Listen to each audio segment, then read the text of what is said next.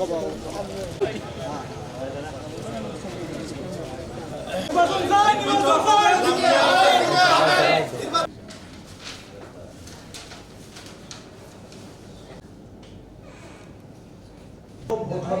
জন্য একদিনের জন্য না অফিস আছে, এটা হয়ে গেলে সব কিছু ছেলেমেলা হবে।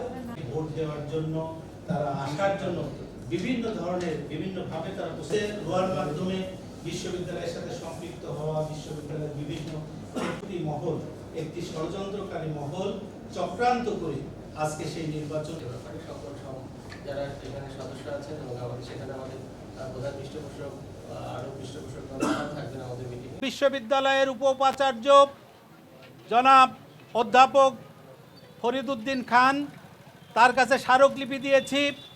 আমরা বলেছি এই নির্বাচন ঘিরে একটি কুচক্রী মহল, একটি ষড়যন্ত্রকারী মহল, স্বার্থান্বেষী মহল যারা চক্রান্ত করে এই নির্বাচনকে বাতিল করতে চাচ্ছে, তাদের যারা এই বাতিল করতে চাচ্ছে তাদের চক্রান্তকে ভেঙে দেওয়ার জন্যই 10 তারিখে যথাসময়ে নির্বাচন অনুষ্ঠিত হতে হবে।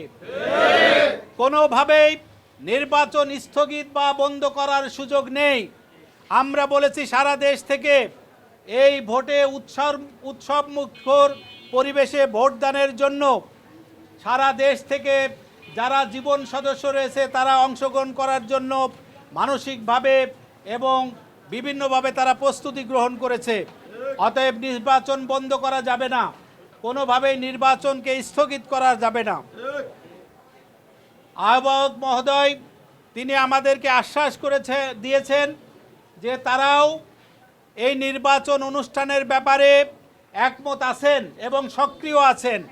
আগামীকাল কমিটির মিটিং হবে, সেই মিটিংয়ে তারা নির্বাচন অনুষ্ঠানের ব্যাপারেই সিদ্ধান্ত গ্রহণ করবেন বলে তিনি মতামত ব্যক্ত করেছেন।